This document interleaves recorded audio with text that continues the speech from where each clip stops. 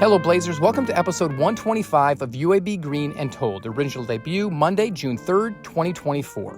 This podcast gives us a chance to share stories from members of the UAB community. Take a listen back to past episodes at alumni.uab.edu/greenandtold on Spotify or the Apple Podcast app. And while there, leave a written review so more alums can discover us. I'm Greg Berry, a UAB alum and Director of Communications in the Office of Alumni Affairs. For more than a decade, Danya Barsalona has been playing professional soccer on teams throughout Europe. She's always had a global way of thinking, but as a youngster from Canada, didn't know her true potential. I wanted to be a professional soccer player, but I didn't know that it was actually possible. While she'd find her way to Birmingham's South Side, she'll share how she had to spend time figuring out how to find the harmony between pitch and classroom. The first year, or the first at least 6 months, was really trying to find that balance between, how much time do I need to dedicate to my studies and how much time do I need to dedicate to the things that make me a better soccer player. Plus, Danya will get candid about what life's really like as a professional athlete. And it's not all the glitz and glam we often think about. It's a little bit different. You come in as a foreigner with kind of like a national team background and they look at you like you are here to take my job. You are here to take my money.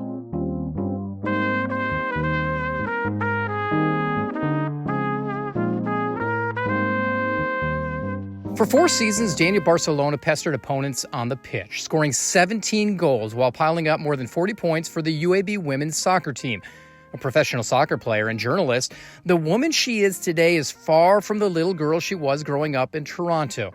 Those who know her now would probably say she was an extrovert as a kid, not the shy, first-generation Canadian to Italian immigrants she actually was. It was sports that kind of brought me out of my shell. I had a teacher in elementary school who really encouraged me to play sports, saw that I was, athletic and good at sports and encouraged me. And then it really built my confidence up. Then also my parents put me into football. I'll say soccer because this is a North American podcast. My parents put me into soccer, of course, being Italians. And from there, I just gained a lot of confidence and became more outgoing. And as a kid, athletic, loved soccer, sports, everything. I grew up in Minnesota, so I get picked on because I hold on my O's a lot when I talk. What is it like? What is a big misconception for Canadians besides A? Well, okay, I've come to realize now, after living outside of Canada for so long, that a lot of the kind of stereotypes that people have for Canadians are actually kind of true. We say sorry all the time. Our O's, like about and about kind of. And that, when I was in Alabama, really was the difference you could definitely hear because, that Southern drawl a little bit. Me kind of now when I go back to Canada, people don't really know where I'm from anymore. My accent's changed a bit because, speaking different languages and living in other countries.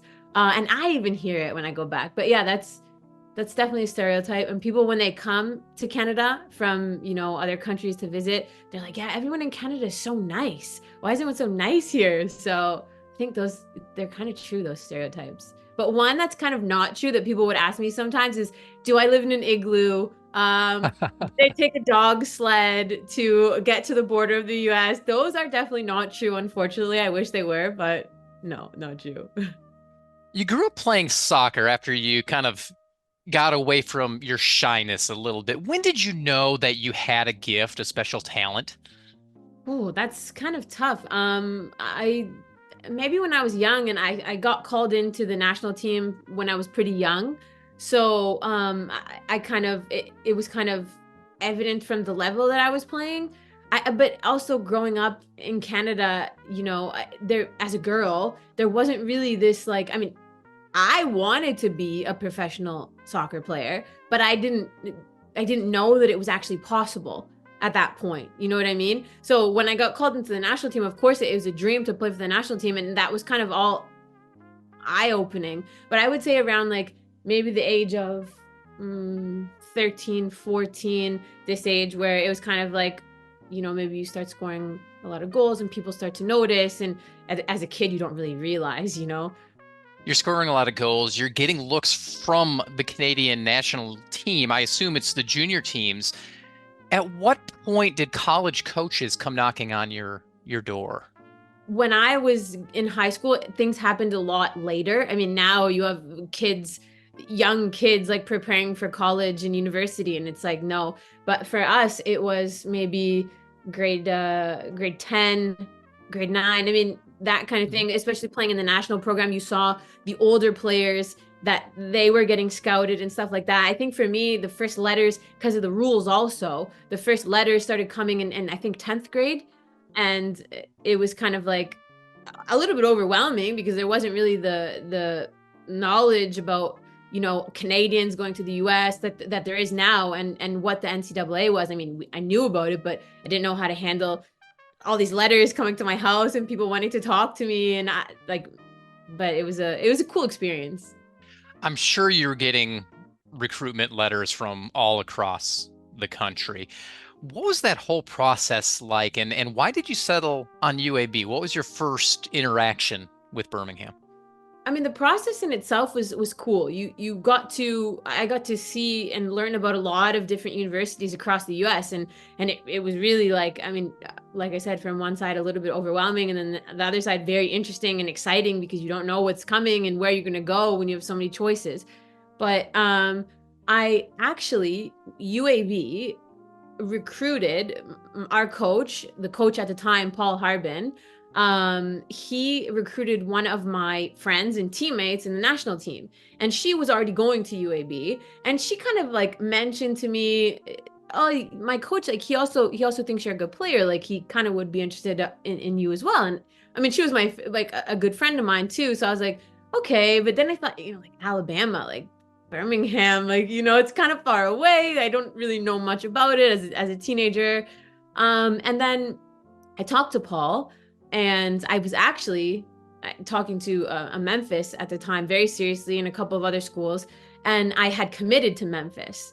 And then Paul, I verbally committed. Paul told me, okay, just come to UAB, do the official visit, see what it's like, and then you make your decision, whatever it is, like, friends like we were before, right? And I went to UAB, and just like, when you get a feeling and you know that this is the Yep. right place for you to be. It was totally like, what I wanted to study. It ticked all the boxes. I there was a lot of internationals both on the men's and the women's team, so that was also very important to me, that there would be, that cultural experience as well. And then from a soccer perspective, and like coaching from Paul, like he really embodied the kind of characteristics that I would have wished for in a coach. The style of play, the support that he gave his players, and just the way he just genuinely loved soccer. And so I that was for me, that was the last drop that I needed. And Birmingham, I mean, it was surprising. It was nice, and totally unexpected. Go off that a little bit. I moved down in 2011, and the first time I came to Alabama, it's one of those things where you want to hate, but you fell in love with the city. My wife and I, we fell in love and we haven't left. What were those first impressions for you of Birmingham? Yeah, so I kind of like in your direction too. I was like, okay, Birmingham, like, oh, I don't know, right? Because there's a lot of stereotypes around the South and Alabama, and I was totally surprised. It was like, it was actually a city, because people think like, oh, Alabama tumbleweeds, that's not the case at all. There was a lot of restaurants and breweries and coffee shops, and I mean, I haven't been back in a while, but from what I've heard now, it's gotten fantastic. So, I mean, the people were really welcoming, and Southern hospitality is a thing, and it's great. So yeah, just really positive experience, like, overall. What was life like for you on campus as a student athlete? I imagine somebody that is playing a sport, it has to have its challenges. You're playing, let's say, as a professional athlete, and you also have to maintain a certain GPA, which requires its own set of effort.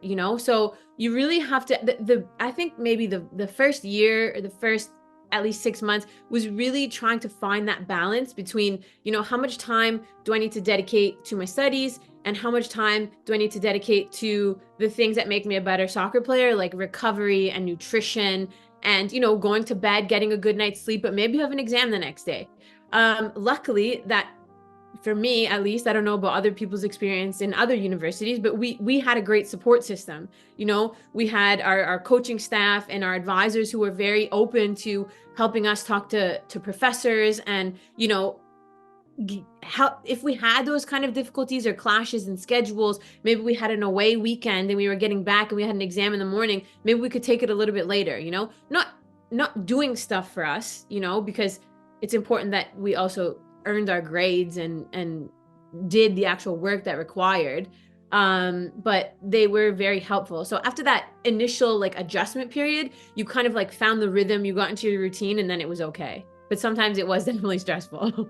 You mentioned a little bit ago that UAB had a program that you wanted to study. What was that program? I wanted to get into exercise science, which is what I studied. So always in sports. I considered also becoming a sports medicine doctor. Initially, when I came down, I wanted to be in the sciences, most specifically dealing with athletes, working in sports. Once I got there, also thanks to Paul, our coach, I realized that becoming a professional soccer player was actually possible, and not only possible, but it could be a reality. So I kind of reevaluated my plan a little bit. And actually it's great because it got me where I am today. Where did that come from? You said it was possible and then it became a reality ultimately. What was it that you knew it was a distinct possibility that, yes, I could play professional football, professional soccer? My coach, Paul, he knew people who had actually gone to Europe, number one, which was for me totally didn't even imagine it.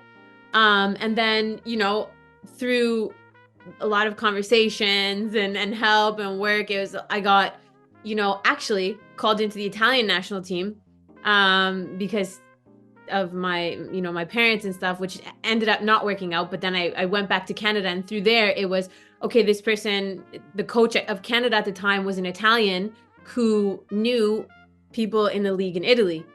And so from UAB, with the help of Paul and the Canadian national team and stuff like that, I ended up going over to Italy to play.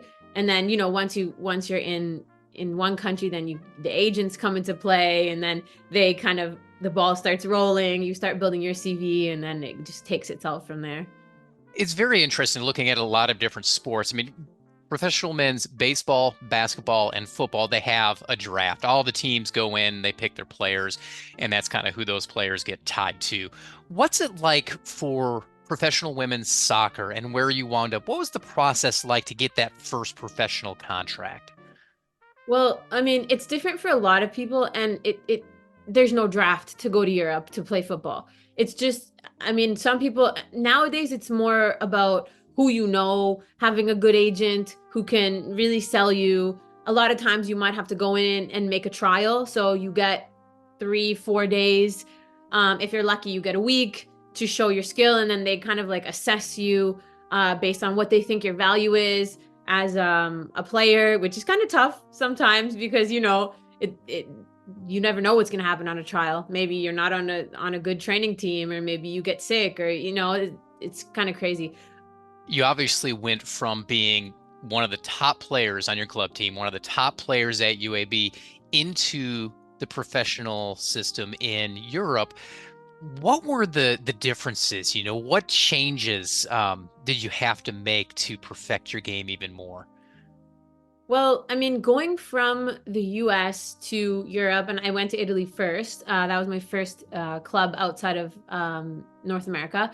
It was a lot. I mean, from some sides I had advantages, and some sides maybe some disadvantages because, fitness wise, strength wise, conditioning wise, as an athlete, I was superior to the players that were there.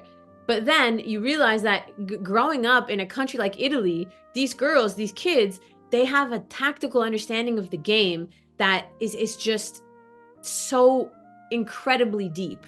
And we would have certain training sessions where we wouldn't even, it would be 11 players on the pitch against nobody. And it's just going through the tactical movements. If the ball's here, where do you go? If this person moves here, where do they need to run?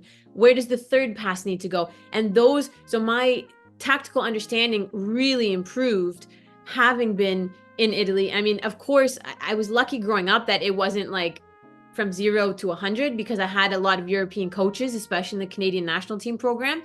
But still, it was, just getting used to the focus on the tactics and how the game is played and the strategy, let's say. And also, I mean, is a big adjustment because in the US, especially in university, your teammates are like your family. They're your best friends. You are happy when you win and you are sad when you lose all together. You're always pushing each other on. You always see like in NCAA, like the subs are standing on the sidelines, like cheering, happy, like running onto the field. And in Europe, it's a little bit different. You come in as a foreigner with kind of like a national team background and they look at you like you are here to take my job. You are here to take my money. I don't want you here, So it was kind of difficult, that kind of like cutthroat, because in the professional level, the game is about money, and it kind of gets tough from that perspective sometimes. When you were at UAB, what position were you playing? I was playing like outside forward, let's say, outside right, outside left. And you transitioned to more of a midfielder. So you went from a position that got all the glory, the goals, all of that, to somebody that's more of a supporting role, a utility player. Was that difficult to do? No, I don't think so at all. Because even when I was playing at UAB, playing as an outside forward, yeah, okay, you do maybe score a little more goals, depends on your position on the pitch, right? But I was also like somebody who, I really like to get the ball in, to cross the ball and stuff like that. And for me, it doesn't really make a difference. Like I mean, it's always nice as a striker, if somebody tells you, oh, I don't care if I score. You do. Every striker cares if they score, and you always would prefer to score. But at the end of the day, like, results, winning games, having good stats, making assists, that your team scores and you guys win, that's all important, because there's also like certain things sometimes, like, like when you get points, you get more money, so it's always like, there's always incentives and stuff like that. When I think of what life could be like on the road in European soccer as a professional, I kind of look at it kind of like a junior hockey team, or even like minor league baseball. Is that kind of the case where you're always on buses and you're staying at these lower tiered hotels, or is it a little bit more glamorous than that? Well, it depends. If you're a boy, it's very glamorous. Even, as a woman, as a girl, it's not trash. Like, it's not bad, but you're not staying in like 7-star ultra luxury hotels that are guarded from the public, but you're staying in good hotels, of course. Yeah, there's a lot of travel involved. But I mean, you get used to it. Also, I mean, like even at UAB in the US, we were on buses a lot every other weekend, It's okay. And the good thing about it is that from when I first came over to Europe to now, the game has changed significantly. There's been so much more investment into women's football. So like, it's way better. Now you can also start to consider it a little bit glamorous, and that's great, because if you're playing at the highest level and performing at the highest level, training at the highest level, then of course, everything else should also be at the highest level. As a female athlete, when would you be happy about the sport when it compares to men's sports? Is there a time that you'd say, you know what, I think this is where it needs to be? I mean, I think that the bar will always keep moving. I think it's important that we focus right now, because I know that in the women's football game, there's a lot of talk about equal pay. Okay. And that is very valid in certain circumstances. In the US women's national team, equal pay all day. You know what I mean? Because they totally deserve that. Now, in Europe, I think the conversation that needs to be had is about equal opportunity. And that is growing the game from a grassroots level, providing young girls the opportunity to have a team that they can train with, to have pitches that they can use, to have good quality coaching, to, be able to focus on football as a job, let's say, because there's a lot of places where young girls, they don't have a club team that they can play with. So if you're not starting to play soccer until you're 15, okay, your development has suffered. Whereas for men and for boys, at 4, at 5, at 6, they could be in a Bayern Munich or an AC Milan academy getting coached by former professionals who have UEFA Pro licenses. So I think for us, before we need to start talking about equal pay, we need to start talking about equal opportunity, because equal opportunity raises the level. Then that makes the sport more attractive to spectators. People want to watch it. People want to invest in it. The game becomes more profitable. And then obviously revenue goes up. And then the players should be paid also accordingly. But also, if we have professional leagues, the players should be paid and they shouldn't have to worry about where am I going to be able to make it to next month. They should be making enough money that they can play the sport on a professional level, because the expectation is that the output that they give is on a professional level. So they need to be given the conditions where they can perform at a professional level. That's kind of where I'm at. And that's something that is global. I mean, it goes across the world. I do want to say something. I was told once, you got high school athletes, it's this big circle. It shrinks when you get to college, and you have that many fewer women, in your case, participating in soccer. And then that shrinks that much smaller when people go pro. If you were to talk to an 8-year-old that says, you know what, I want to play professional soccer, knowing that it just is so difficult to get to, what would you say? If that's what you want to do, then you need to convince yourself and work towards it. It's difficult. Those circles also, not everybody can be a professional athlete. That's the harsh reality. And everybody pretty much who plays a sport at one point probably wants to be a professional in their sport. Sometimes you're not good enough. Sometimes you are good enough, but you don't have the mental strength to make it. Sometimes you just have bad luck. You could get injured. There's so many things that can happen. But if you want to be a professional, and you have that in your head, then that's what you need to work towards. Not to say that you don't think about anything else. You also have to consider the possibility that it's not going to happen. That's why we have avenues like the NCAA where you can get a degree and give yourself, if you don't make it, you have a degree. You can get a job. You have had a lot of experiences, So I think it's important to, work convinced towards your goals, be ready to make sacrifices, be ready to go through hard times, to not get picked up, to get injured, to have setbacks, but still move forward. But also, be prepared, get a degree, open up other avenues, make connections, so that if something happens where you don't become a professional, then you still have another plan. We've talked a lot about soccer, but you're more than just a footballer. You do more things. What are the other aspects of your life that people may not realize? Soccer is a lot now, especially because I'm a little bit older, so I also have a job now. But my job is also soccer. So I work in TV as a reporter, a journalist, a presenter, always on the sports side. That is right now, a lot of my time is taken up with soccer, but I can't complain about that. And it's also, soccer and the opportunities that I've had throughout my career opened the door for me to now have a career once my playing career ends. And that is working in TV. So how does that work? Because if I'm not mistaken, it's a German television company, correct? In Germany, I work for DW, and that's Germany's international public broadcaster. So there's a lot of different languages that are spoken. English is a big one because our product gets diffused out into the world, and it's very easy to adapt or subtitle, whatever, if it's in English.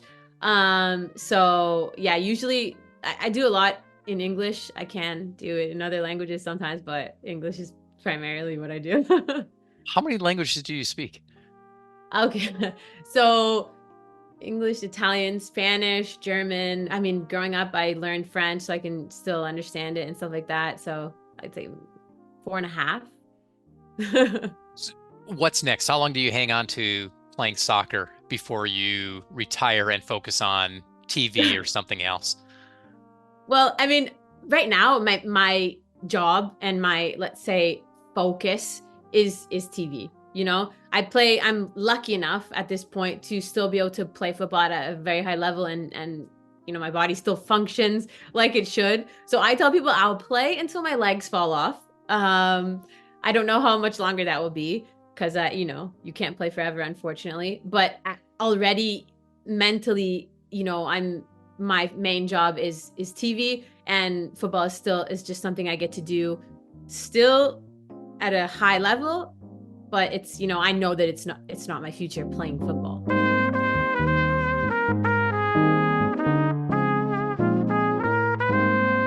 That's Danya Barsalona, one of the most prolific goal scorers in UAB women's soccer history and a 2013 graduate of the School of Education. As a 4-year starter for the Green and Gold, Danya has a great idea of what it means to be a Blazer. I think being a Blazer is a sense of community. It's like no matter where you go out into the world after you went to UAB, you feel that connection to Alabama, to Birmingham. Sometimes I even see people with a UAB hat or a jacket or something in Europe. I stop that person every single time. And I'm like, go Blazers. Like, you have a conversation. So, it's a connection, I think, and experiences that you take with you for the rest of your life. UAB is like something a little bit special. You know what I mean? And that's really important to me. And I think, like, you hear Sweet Home Alabama on the radio, or it comes on and you look around and you're like, I went to school in Alabama. Like, so it's special. I think the biggest thing is the sense of community and, the lessons that I learned in a very important part of my life, a formative part of my life. And that is something that I'll always hold dear to me, close to my heart, and the connections I made, the people I met. And yeah, once you're a Blazer, obviously you'll always be a Blazer. Be sure to check out past episodes of the UAB Green and Told podcast. Listen in at alumni.uab.edu/Green and Told. Have a story to share or know someone who does? Email greenandtold@uab.edu. Finally, be sure to follow us on social media. Just search UAB Alumni on Facebook, Instagram, and Twitter. Thanks for listening, and until next time, go Blazers.